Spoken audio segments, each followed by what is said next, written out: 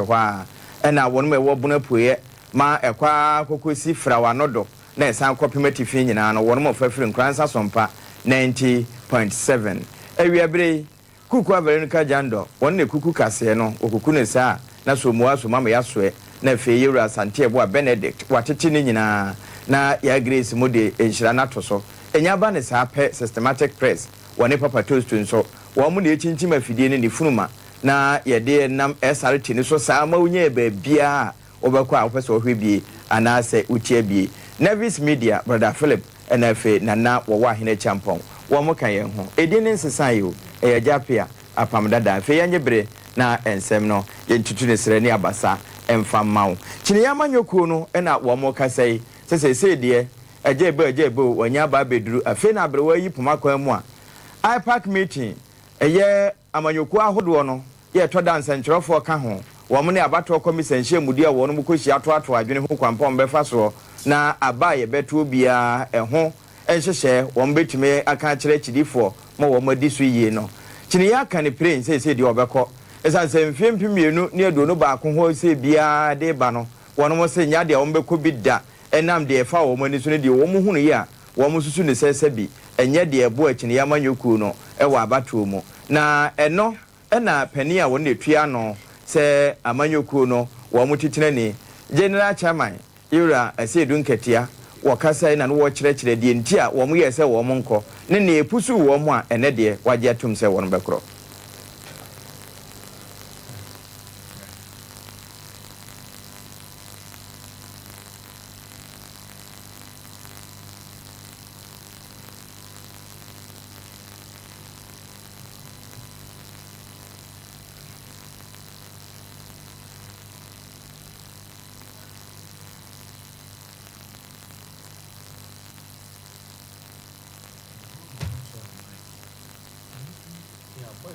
So we want on behalf to accept the appeal from the National Peace Council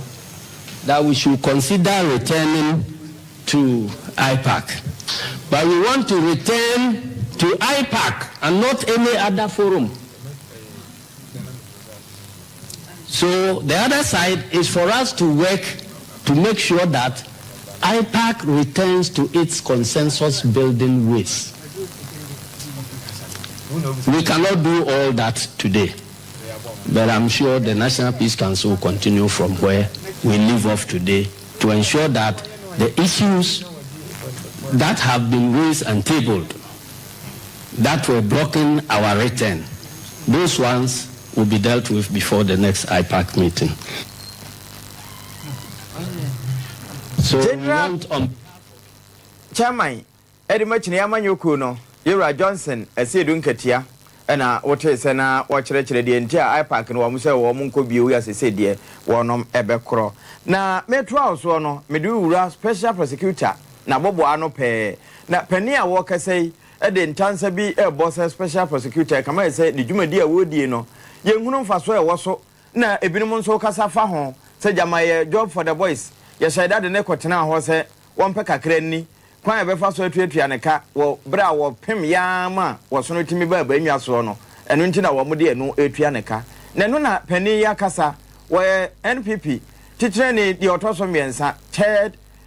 vice chairperson na ye wure ya kasa de chese de nti a papa na adwumayo aye bia wo ho no wo hunu de wo yo nyina no eye se bio wo no ma ye adwuma wo ho no wodi gunsanani a ohamu nchemu adu osia de wonu mu nyina ye kine yema enti wosusu bibi ana ade na ese woyo a na saafo na tiem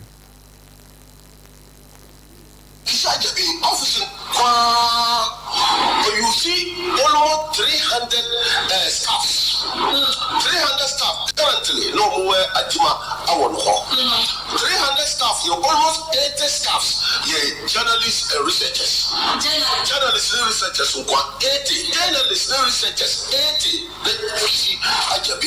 employ no using taxpayers' money. So this 300 staff no free him.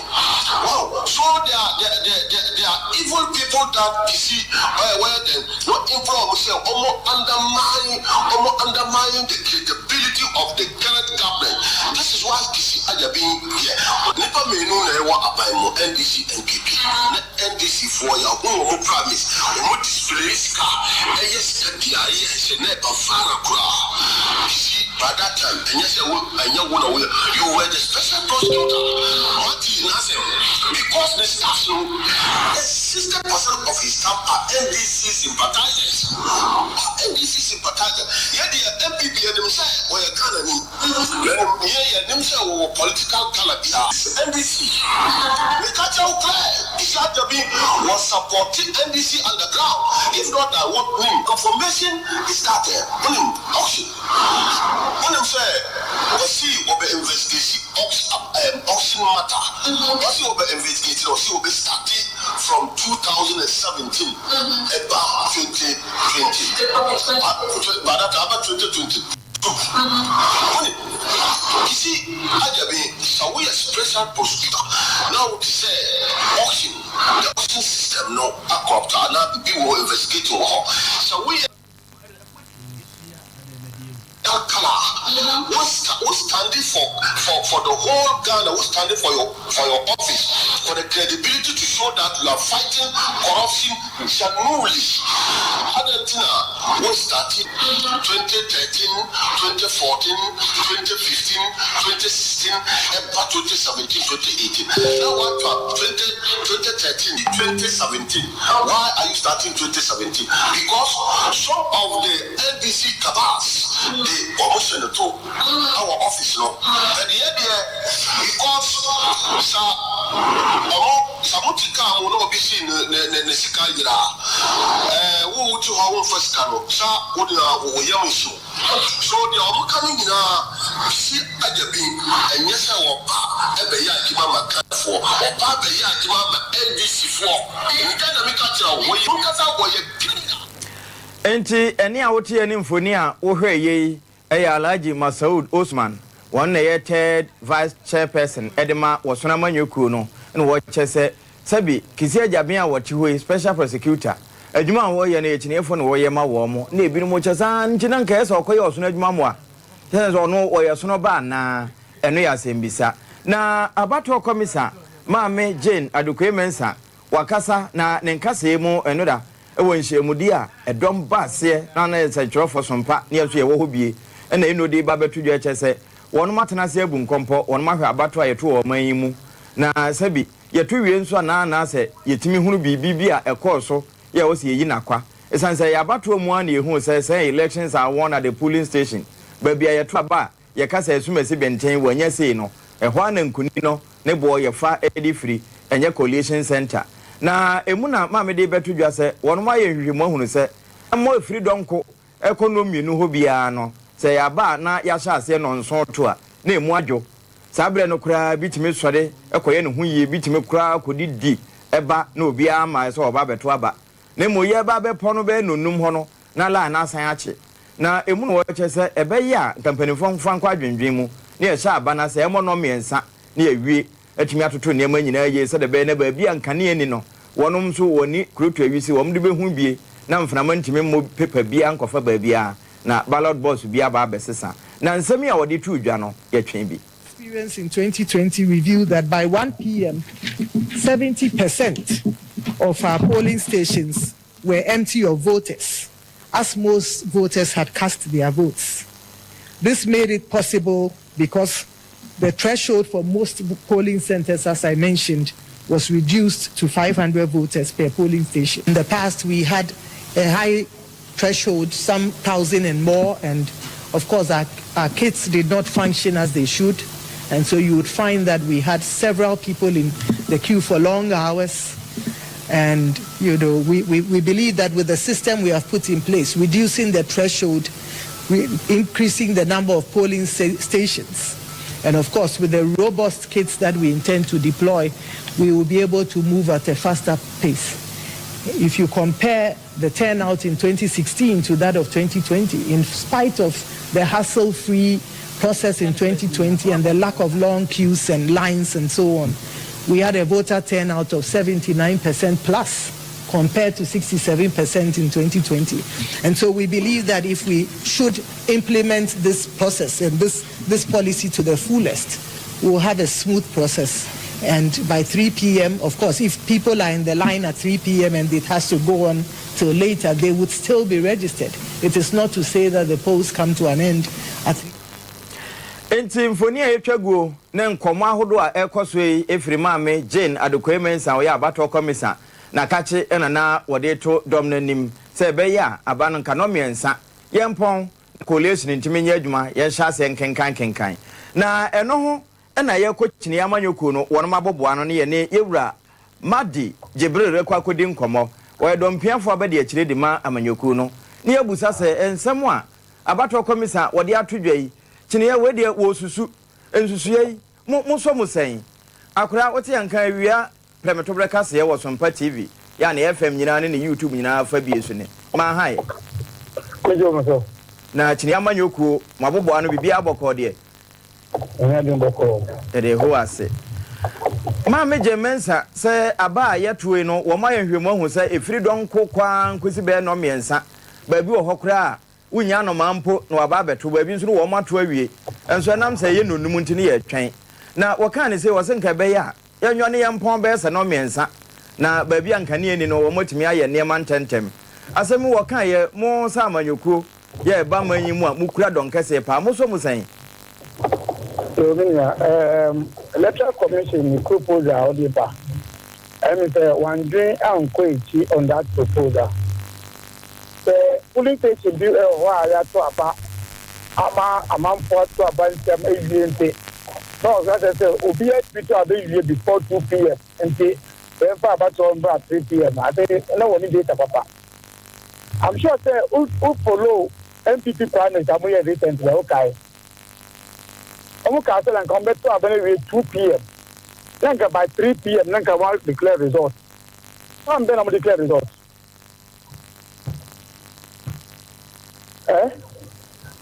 And you know Joy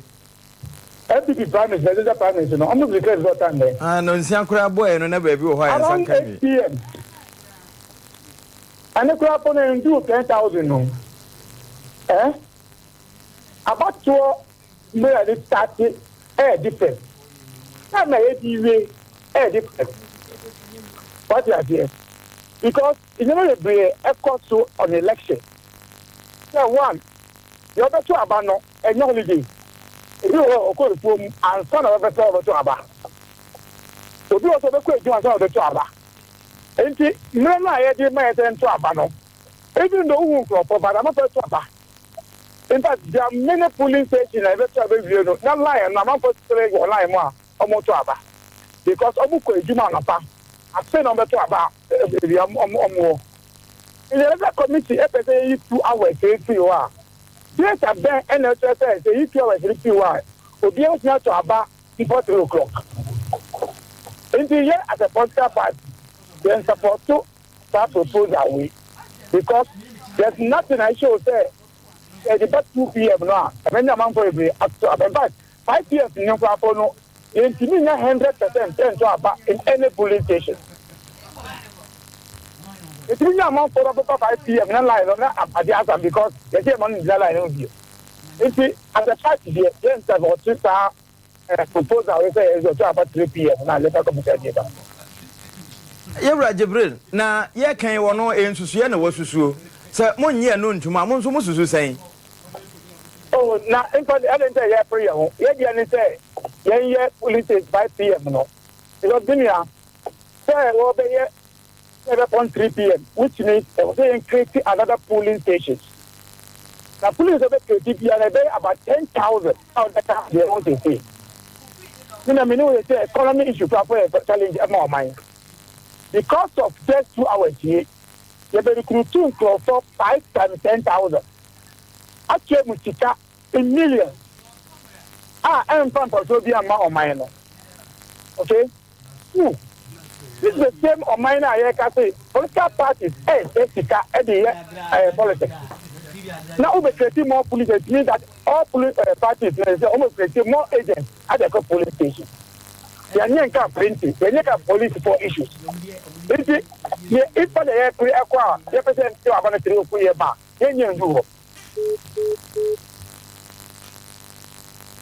Yewra Jibril ebachine amanyoku no mu a woyɛ nkutahudie efo no bia na mom wo pia dom pa ene de ma wo mo deputy national organizer ena wote se wo kasa na madi eka ne din ho afe yanto aso sansam kro na mu na yenwura osono amanyoku no mu yewura ahiagbe wono nso akasa wono nkutahudie bofo de ma wosono amanyoku no de tudwa acha abato commission se ewom se wasusu nanso akurase maka wonwe wonya susu a na eno nkyere se yatum entunsusu ya wasusu na ewom se ebinum susu wo mo de ka ho na on de afutuo mapa se sansusu na wo no masusu no empo ebetimi aye adwuma de a ene eje ahweyie kese pa eda ho se de beye na wo mo ni suade hunu no sabi wabetie enkonkobo nsuo na we nyina wo kyerɛkyerɛ mu no ena na wode tudwa kyese se wohwa se de yesito ya aba ede fanom na eho ade a anhweye ebedu baabi ebinum beka se eye bo apayo pa na abato komisa chinchin wo mo nsa de egu wo mo achi na aba no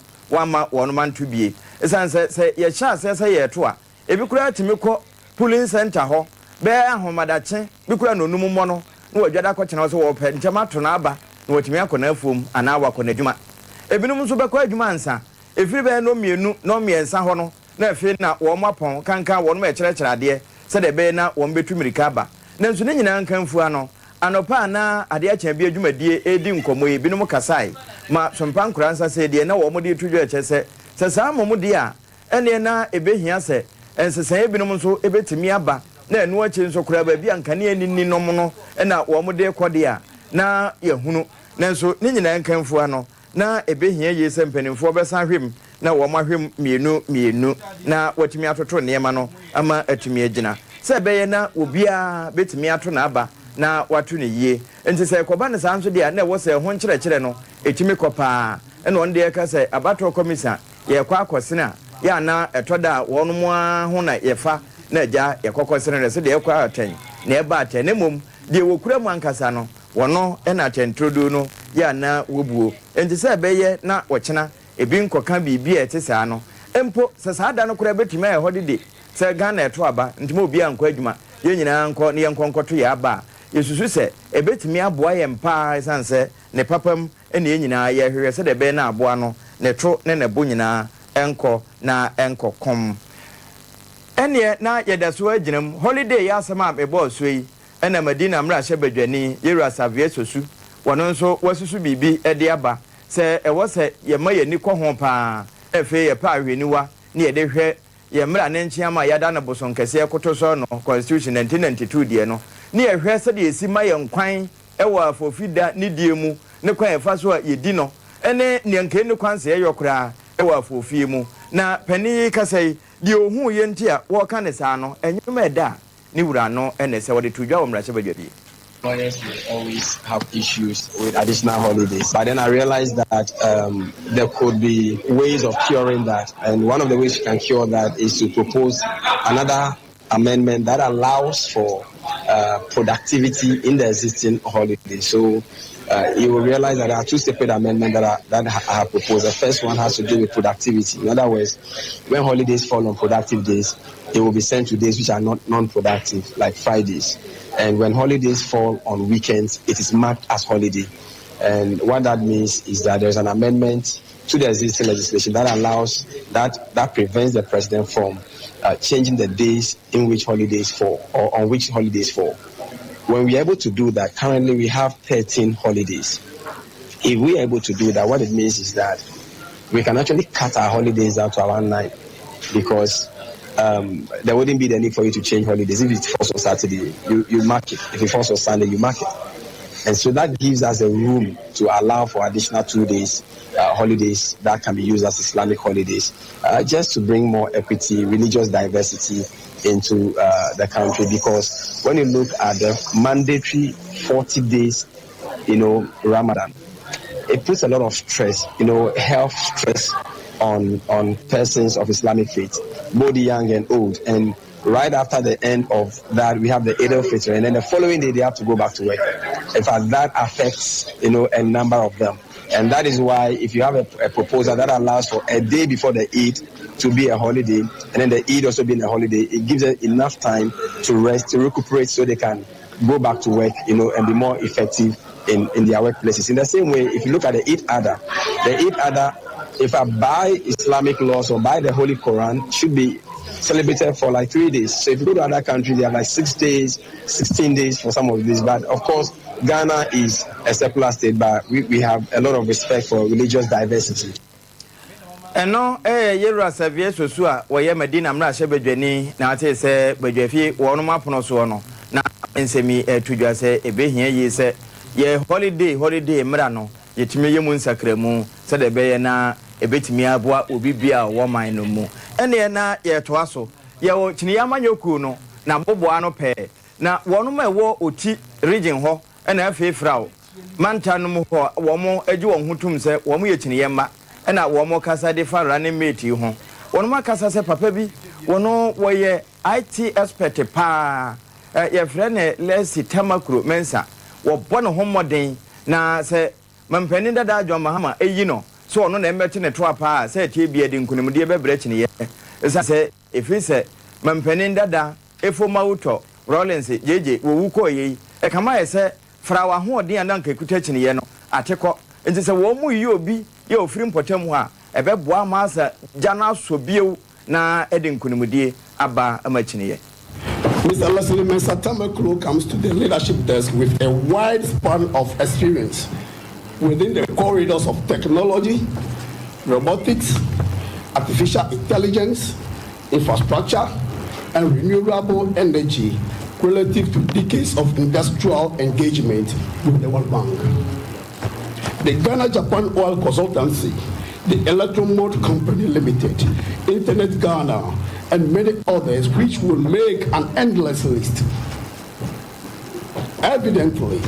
these areas have proven to be highly essential to the development of Ghana in recent times by reason of projected and received revenue seen in the budgets and policy plans by the failed incumbent government. In attempt to rescue this country, come January 7, 2025, as our campaign tagline suggests, it is necessary, without a second thought, to engage an individual, with such rich experiences to team up with the president and the able brains of the NDC to develop.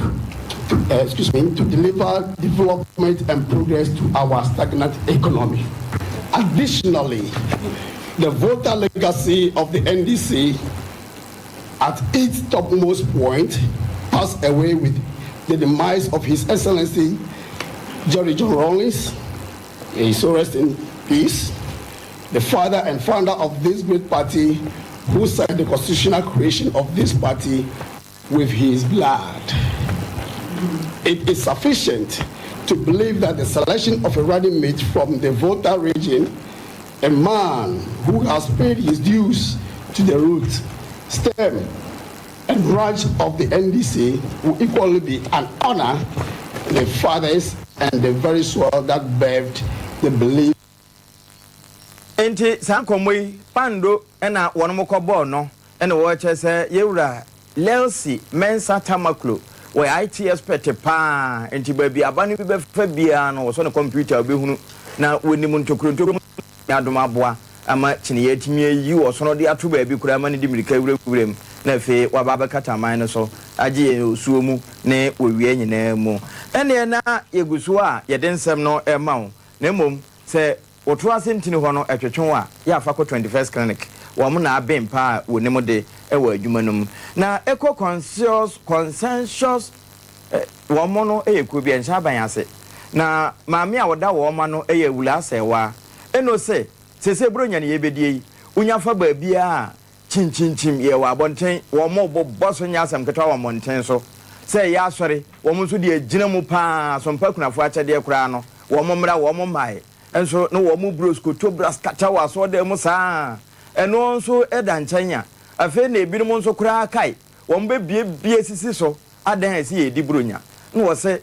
wo hwe emra etia dedewio kama ye se ye man mu de ye hunu se de esitie nenso kwa amanhodo so a wo mu gine mu pa nti we de o de krata na wo san to na no aka ho akoma yewura IGP akufu dampare se bronya mu no emra eye dedewio mra wo mo nani mra ho no wo mo ebe fom no wo ma mra ni wo Noise pollution harms your health and also reduces productivity. Do not tolerate it. Make the complaints. If it needs eventually taking individuals to court for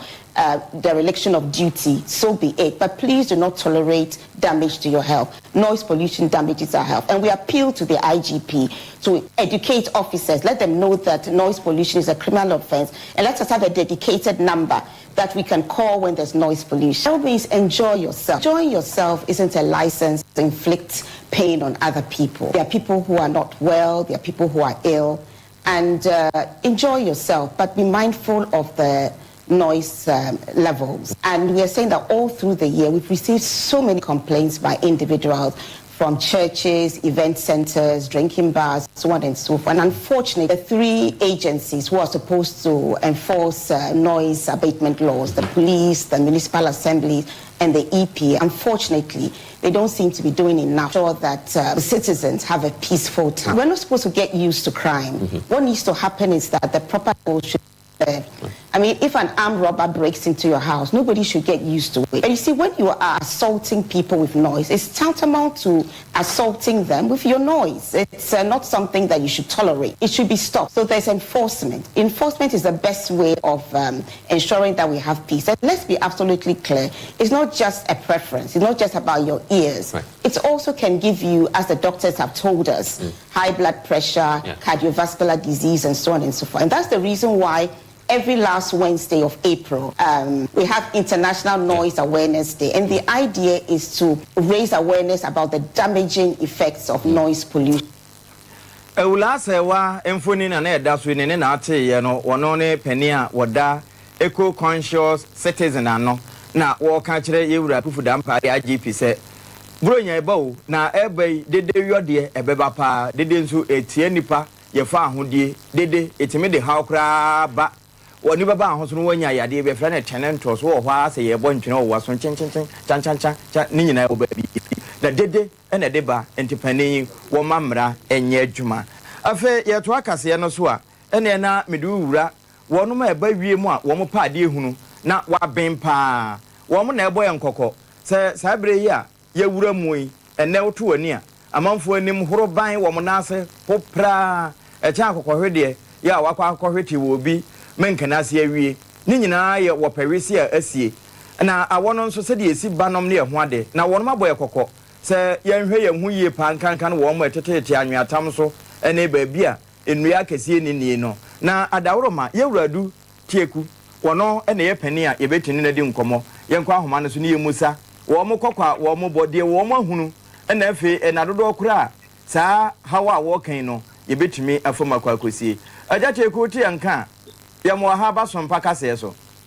me josunira na wiemu pede ahunufo mo hwe wiemu no bibia da ye de nyame adom bibia da ye dana metefo nso ho ye nyame adom ye ne papa Mr. ye nyina Erika Suman ye nyina ye ho ye de ho ase ye ncha nso ya na de ama no mo ne Sompa pa muguso esom yen na mo se afi bronyen ana hamatan no ede ye be ko hen menu ya medasi na yenchia Sompa etiefo ni ahwefo nyina na Sompa hamata na de meka se ono bre na waba na ya na de hwa se free bese bosumi dumienu na kan ya kosi bese bosumi miensa no de to so dunu eko no de agese nso no so ebeje baton no. Okay. Enti ya ye won say no de ehunu se ya na ade ba ko ewo mu ni se ma ensu ewo wiem na nkasa ewe hamatan ni sunsu aso ba ko no ye to so mienu so se epija anwea nti ba sa na bo sa anwea ho ma enfamana no ye den na epija anwea no agese de anwea futuro no ani anwea no enso ene nam nti ye hwa se ne bo December idie odi ye betwa. Okay. Enti we akwakoye sei no sebie no di adanse se afi yensuto no ebekọ akire ana eno nye adanse die se ensuto no bekọ akire na empenifo keka eniema si ani se ye beba bonten tama nsu no mbe ebe shasie pa ana se ebekọ no ne nyina no but afi no ya de ni nyina be ba betuja but e bi wo nyina be afi bia nso ne esu ane banya ya na eta na die nti we nya ade a e be ma ye bohu se yenya yensu ntem yenya nsu ntem na da bi we de hu bia ni musa sabre ebinom ndo bae eda so ahaban mu a wo munya nkonkotwae ne nso twabre na nya adu ebinom so asase efuntam asase ne foforo na wo maye wo pebiri mu ede afutuo be na ade be ma yakuafo a sabre emfa ho ne na ebesie wo mo de edan nyame medase meka se dan nyame fo no de ye be koso adan nyame na emom se de ehu ne de yana ye ni dan nyame pa se nso be to ama ye ni de apart from all coaster hono mo meka se takra de agdim ne na to bia ba kwa na mienu bi ene be koso aguguo na nso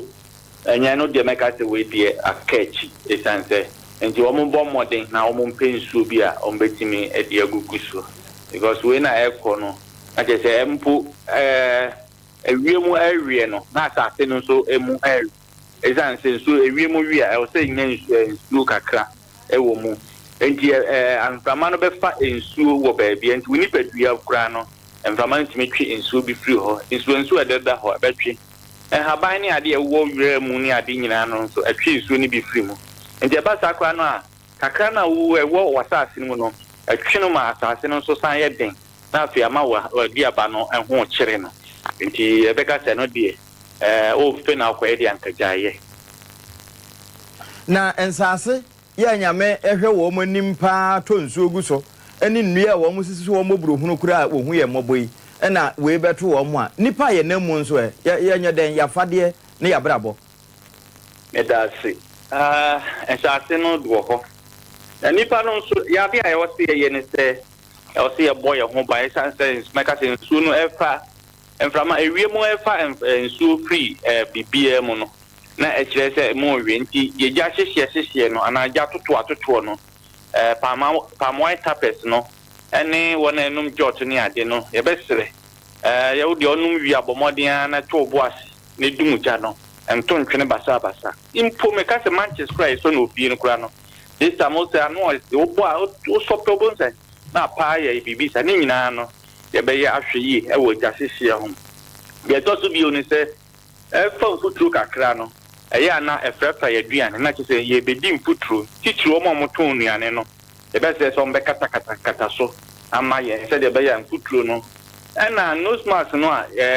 ye no covid ko won ko yo eno so betimi asan yi so se de be ya ye home mfuturu enko ye mu bebre e ba sa no a e ma ya koma ya de na se respiratory infections no nima bebre a mfuturu no e de ba no eno so na je se afuwa ye afi ye be hwe se study nuane ye be kata so na nuane so ye be wash ansana enti naked fire no so na ya hwe ni ye enti nua ye nipa no de ye wo asodie kese e san se niema bebre na atini atoye e wo sa de ni akramo ewiabre ye be do asepa ne bre wanya ye na de ye nche anso ama Ghana metiofo nyina se ye ni aso wo mo sompa wo mo som na wo mo nkoso ansonsom na mu akatua pa beba ma chi so da was eno ye yewradu tieku ono na de yen ekokoduru ewiem ho na amanebo ewo ho wodi kan de aboyen na wa kire de yenyo mede ukọ sehwi dwabo so afa ho na eho assembly member we de kura anyamra se badwani na enkra na kire mu se yakwa akoduaduro ewo kwan mu se ne ye di bubu na gu ho anase ye de ye ne sen ni nyina no obrempon kwa mredu wono ena wire nsam ni nyina na wodi bedu mpanimfo aboboa no na sompa yesom na ye boso ye nkọ ne nche na efe ye musa se asem no se na sisi poten na so wo mu hu nipa ko a wodi aduro no kọto ho na de na kire se ye aduro mpo kwa me ma hai mejisu apam dada mo ni adwuma pa ndime da atenso na honorable assembly member tia no okoko tia so ana se ba ne sen no no ne yeto no de na ho na to se aduro no kura apam dada ena no pa bra na abo no tia papa usima no aduasa no ena mia ne ntie efi omiafo kwa be mako ne assembly member edema proso kufiku electoral area and abusement to activement minister obi etimi abere yan adie bi e woni bia ba ho a amfa be ko be no na eye ne kre na no e na bi say honorable makose today ene be dia ma poti beje wo mani na sa di mai etimi akoso no na boka che mi say ono the campaign na oye no ne campaign to no na bi o ka che won say the moto no eye aduma wu ato enti campaign to ato no e do ko pie mu ku bi to iti oba fie no obi ana ohwe ne bia ba ho no ka che mi say abrante bi etimi the policy bag e dia ma no say scale wo no e 2700 me check it scan 27 million 21 no ko ba bi oba betimi abaye amane ne amamre ne wotimi di scale etimi baba wai na baba etimi adi scan no ne no e na ona ba ye no e na baba ni ka che ni say no bi etimi edi abre no anyo na bo de e no na bo so ka say see it believing obukwa bo bi mu no at the crop pot ya e what policy bag mu okwa ye no aye policy bag tuntun e na do bi aye fe no atama di sun e na ebre no manyam e na kujan bebibi na na di patiwi eye obatiwi e no ma chiche ne boa e di ahye sa policy bag mu na no e na onabo atebe me ba onabo baku e di bre e pebre e di kodam na no afra bu mi te bi profo e ma na na chiami pani bre ma it bi pi mu na ye lokre na ta nyankumadie ombotimi aye de bobo e je me ka sei atena kokodi na no musa e na onabo kuma kwete kwan bia so ata nyabrete obabe di wo hono de ono atatebe ma no be mekiti ote eye no kure ewu bia no obetimi adenadi ba se me ka se de omutimi nya mani bia se me ka se ade e wote profo ate amafo tu mani e ba be hwe e se hada dinya onabo makonso otifo na ni se obetimi ato nyuma pa opete oye ede bote ede chilewe se me ka se de apamrada a high dinya bia enkosi Obrempon kwa ebua na ne ede ho ya se de nananom de to wo mo nsei ana senda misi hu no alo ye ade tuntuye na omode kuja kokko ade abubum sa abreni na hia nti amamre ne amane no nananom nya nyoy ato na omugusu omubu ya mbo aba be ye amamre na amane no na omusi ye aduro de so omusu se ibie ye adu na bato na obekwa kotro on the 19th for no obi su se dia o person yes down na bo na de na we me apropos that ni ona bo so se o si tipo se obi atimi nya na hwe obekọ akakọ di gunim asambo na mafo mo prosu kofikrom electoral area ka chiro na bo se ba bia 21st clinic wo bia onko no nko pe 5G wono no mo nye na djuma na ni abekọ ye Obrempon kwa me yebo a mo ni amane bo pa akoso anafo ani di akire de besi bia nso emfa nkame atiefo eye nyine no so na yenko computer so adwa die mra nkopɛ 5G bi nonnom ene mizo no bro nya ba pebisi fie na ewie a oba bedamase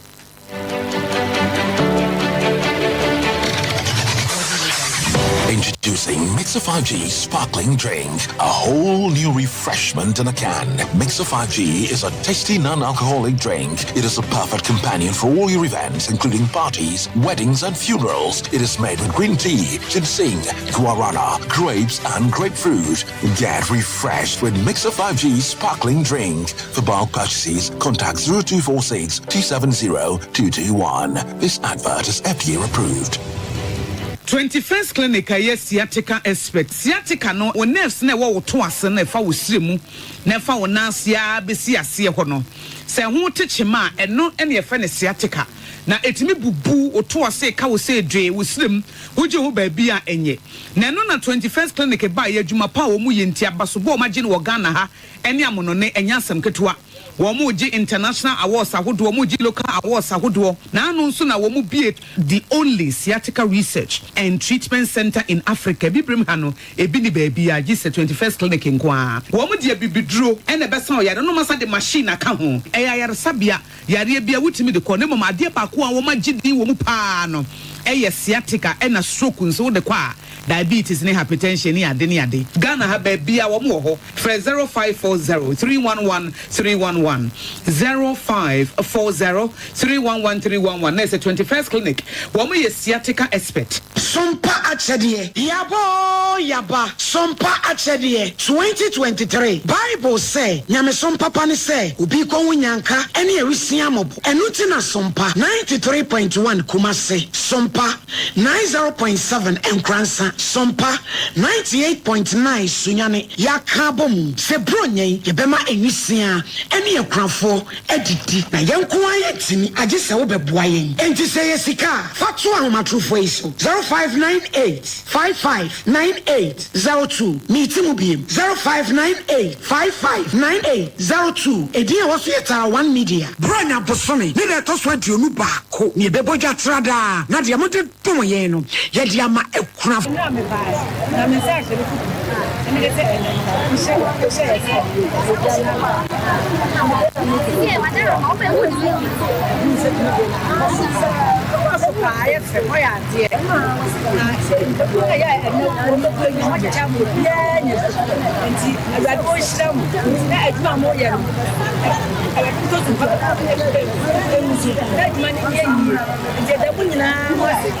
Sompa fadi amuye onye ko fisu muswa ko paso efise de amuye je se binsija se de so fi fura krafo enyanka emubro omo ni bie so ne klase omo ni bie yo de bi fe mo de and so mo de afema mana proso everybody won shira mo Bible si bi ohu krafo mo everybody go be shira se mo hu krafo mo everybody shira mo anu mukese apapam so be mukese pa amen na yesika na yentuma so a wobetimi de aba afenso se niema bi ense ye ti se mo ene yanwan so a yebeji mo amu ye bi afi etwa mu no emu adansede de mo amu nim Sompa achede 2023 ebusuafo yamfa ye ho hyem na propose prepa oboadu ponko mu ye nyankopon obeyiye wiye Sompa achede 2023 ekunafo ene enyanka ne so wo mu bedidi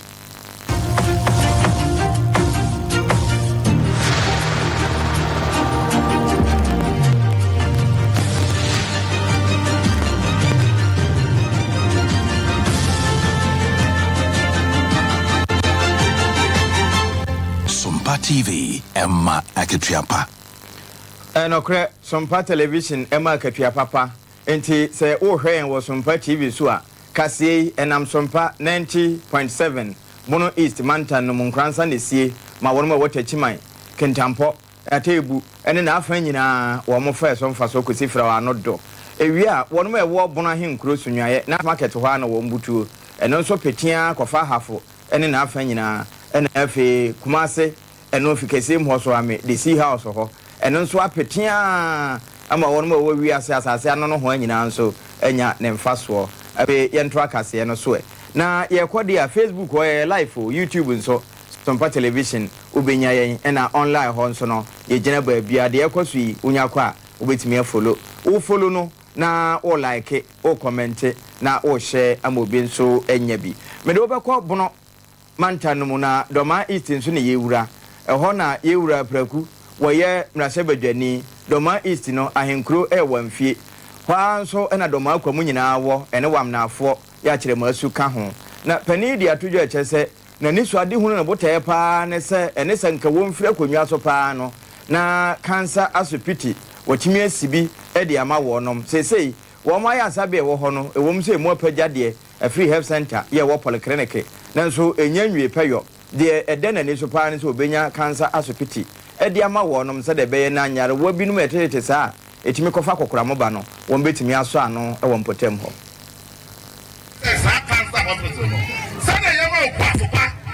about $10 million project in Bromhan. Sanya Bashama Cancer Hospital, no, a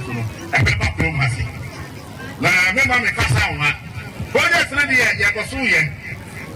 And I make a graduate school, no say, yeah, and also find a process of a project for Honor. Open Sotiano, school dance fair, they say modern school me, then go this high school down there, Basso. Mama was so time in the school now, yes, Sana is here, Doma is yet said. And changes Tanya de Pono. I'm one Risham, send them the kind, and Papa Minian was like me. I saw for Nananum, district assembly for party for, when you will be at the Samachino, meet me, cause Uncle and one way, and for Kuku and Messi. They didn't come in and a baba.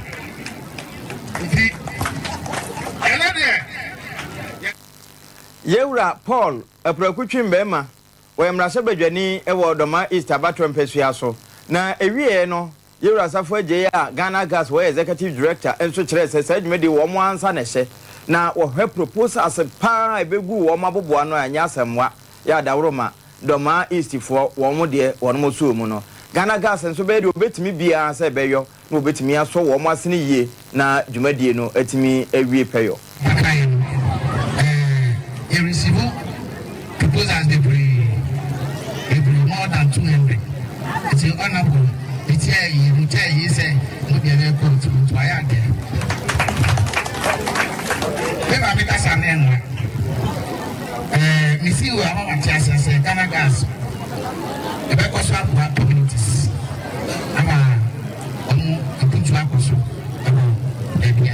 Across all the 60 regions of Ghana. And see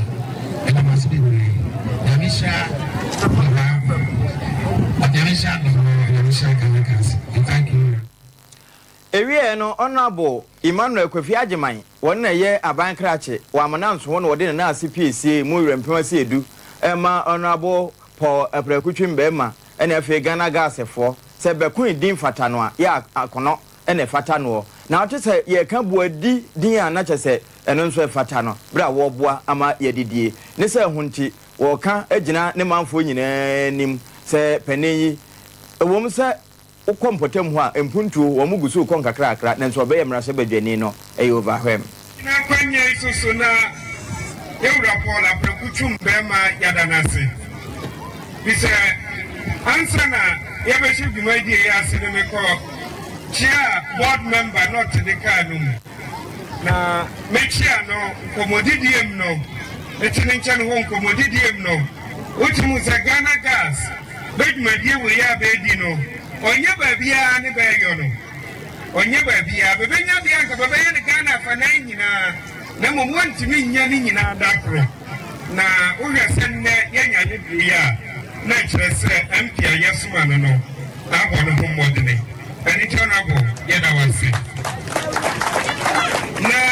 Ghana Gas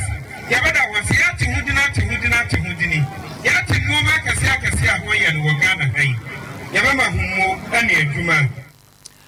Honorable Emmanuel Ajiman ye aban krache e wodoma East Abattoir Mpesua no so ahenkro e wamfi na chese na wo bo na MP ene Ghana Gas fo abaso ene sa cancer asupitia yesi ediama wo nom no entem yanko ne yemo aboye ho enkonko wie kase no na kwabena nya akwa abronoma ne ho ena mekro pani ye fre na Abraham Asare wodi mfin jedo num mienu 52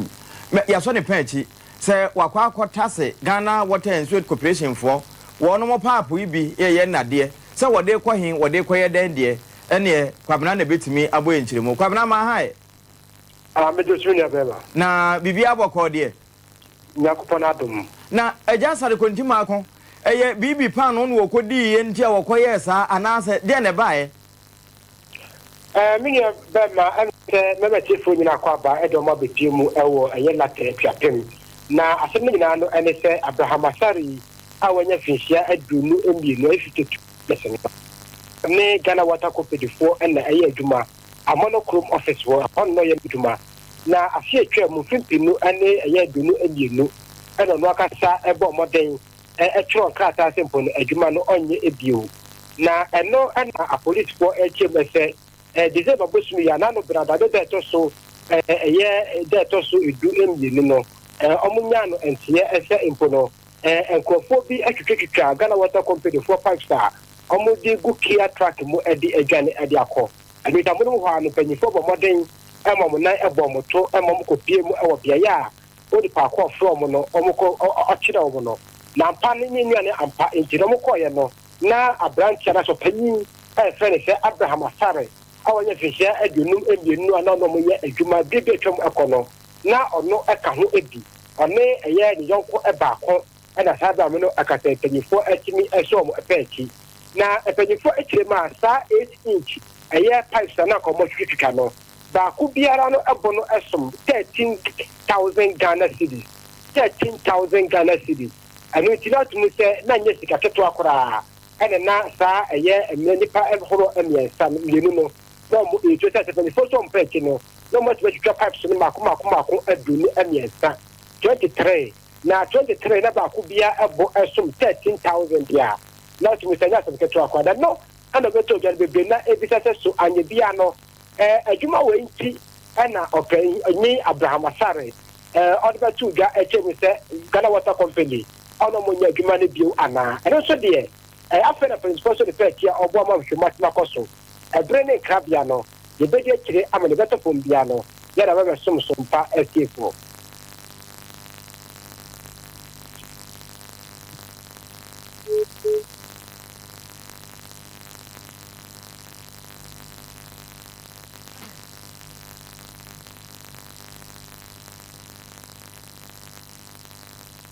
$59. No, you repito usu. Penny make us say, was she an quench away ya, Nina says, if by phone may be seen, it down no yes at the piano mano, or be Pamono, or Pamono, sir, or bed over there in a day, and I'm tired of my canoa, watching an animal and said the bread in a cocoa mother and child as a pity, ye war caswa. Na emuno, dipala software, or benho, nan 7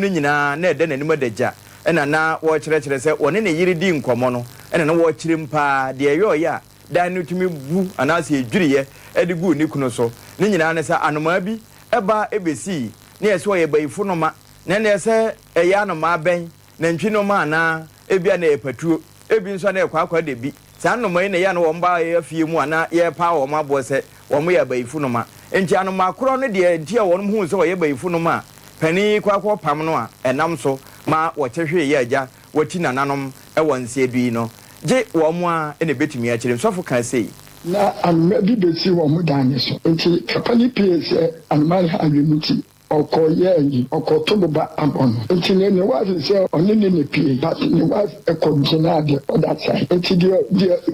dia wo chichi ya eni say aye boom enti okọ na chese blocks no egu papa ne so na tie mo manfo in the fact but man a bad one week obedi na one more no to fear say papa no fear na wa tobuba na wa dia bon and o continue minim se ne osi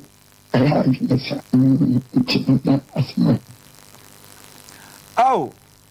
so for Isaac Mensa we dey life so for wono na bisa de wa firi mu na yire se de na si poten a ukunu de petre sa dan yi ko bubo no wono wo che sa ba ifu no ma bi o obesi ho a na waye dede sa no wotonwo no wo bodin ebi kura ebi sa onipa bewi wunhu e ba sa no watobo enne nam so wo kwa akoto a dan ne bu ya na se edwiri ya ekoka na ma sa abre won ka ati asefo ho a woti na nanom e wo ense do wo ba kunani kafra won hye de ne mofra no na nsu ni nyina no de ede hwe kunafo no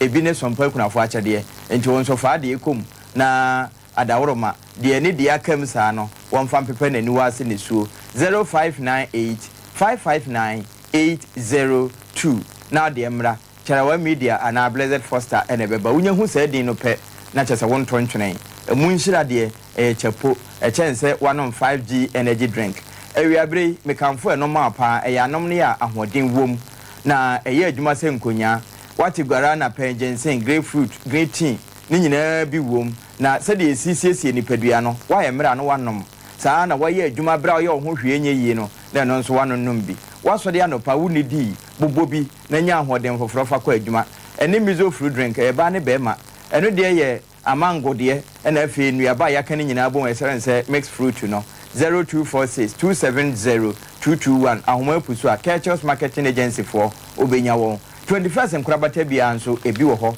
sana Sompa fie bia nso kwa adama wonsa eka bie unim se ne Sompa no namba bia utimi etie ma yeye digital audio broadcasting ntia ne National Communication Authority wonom atwetwende aba no wo mu hu se eba mayimu a kasafoni ne kasafidi ahodo a eye adwuma ba bi wo ho afasika baji sika woni beba ahoso no ne yebu se fram nanso wonom hwehweye no Sompa nka ho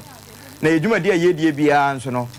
kama ye bo mani pasitena ekimesesa ne sɛ ho nti wona maburokyire kura na opeso mpatia obetimi atie abra enye YouTube ne Facebook digital audio broadcast pebi fa bo ka mu saa na obetimi de bia ko okuro kuma no mu ho ene de kura torch wom obetimi de ayi bibia esa yesu la ka ho na radio nso ewom wo hyene nso saa ya na wapebi de bia ye ka 21st asem kyerɛ wo a je wo watu anamo akɔhɔ ansa na wahunu sɛ de ye ka ne ye nokre wo mu wo mfidi a de ye hwehwɛmu firi utrimi besi wo mawere so ba bia ya de hunta bia wo mu hunu na afide na asa kyerɛ adura ebetimi atu yade na ase eye bibidura eye arofo de nka ho efini keka bia so nka no enkorabata na burudu no mo man yi mu siatika yen ne yekofa ba ya yehunu yade no ba bia efiri ne de nti a ekum nipa saa na adura ebesan so de ajewo enti World Health Organization for kura enhu Dr. Blessed Foster ne na doctor for ene hunu ba bia nam bia wo 21st nka na akọ 0540311311 eno ya homa betimi afre na one wonom akasa ye ka ne sei no unya kɔ na ye kase kokoo na chewo so a aduro ba akopɛ na ombe kamfo ama wo 3 eco capsules a 0546107107 ekoko aduro esisi yade aduro ene san ya yemtim aduro na ye mema den wi aduro wo ba o de ipo awo so nonom bi na ahemfie sebia popo fufufu nyina mfiri ho na nanom ba wo matimi adi asentene ne wo mudi nso a wo ma anye dikọ wo mo aye dika enne wo ba bia na betimi ate yenkan betimi ahwe yen na kura phone no a internet na ohia cloud internet for semen kan chos da chen twan wo je wo tu ho anamo enti ya na wahwe wo no makira kwan na eja wadoma boawo na ye ka ne sei no wo no mo ye wifi nyina amawo ye connect wo bi bia CCTV camera ni nyina ye ho adwuma enti ene wo mo emmo na mom cloud internet ewom se betimi ama wahunu ne yekoso wa amano ne nso nya de de obetu kwan ne obetimi de watu kwan akwaduru ho express group foa wo kwa kosua de se sukuu ni bia na wo konsra hwe wo kopa adwuma na ayo fa obi bia hye wo mo nsa wonye nkrata se no mawo enkran na wo kuma se sunwane tachiman ba bia express for ho wo mo nso de dedi anoma wo de utu ntentem de okokodura asem bia ento wo I can help back clinic ni wakani tia wakacha so wadwene wo ho wapomuden eye wo mo dadwene enti yade bi e ha no eje so zongo junction ho na ese ohwehwe won ne yemfa ndupa nkan na eja wo ho ntaw awiabre wo mo na kan yen ho a yewra sante ebo a Benedict wopaja ansem no ma yen ya kuku ano no awie ya eja ya grace mo wo mo grace so no systematic press wo press computer no na wahunu en o TV so sana wotie nka e radio so wa kura also phone oko Facebook a na yeda so awo ho YouTube Sompa TV na no so unya yen Papa Toast echinchima fidie no funuma na se ye ka ne sei na ye hwe ni gyen ani ebisa se jamani nyina gu ni trim we no ayese dure tablet o wa hene champo adawroma na brother Philip ne Navis Media direction no na koni sei gina ni sei ye ni sei o ma dawroma enne eye fiada sa no ye kwe Sompa nkomo wo hene ya krado life wo di hyiawo na ne nkomo a e ba nso no eye bola enyi wa fidie no emfria Sompa FM Sompa Achadie Yaba Sompa Achadie 2023 Bible say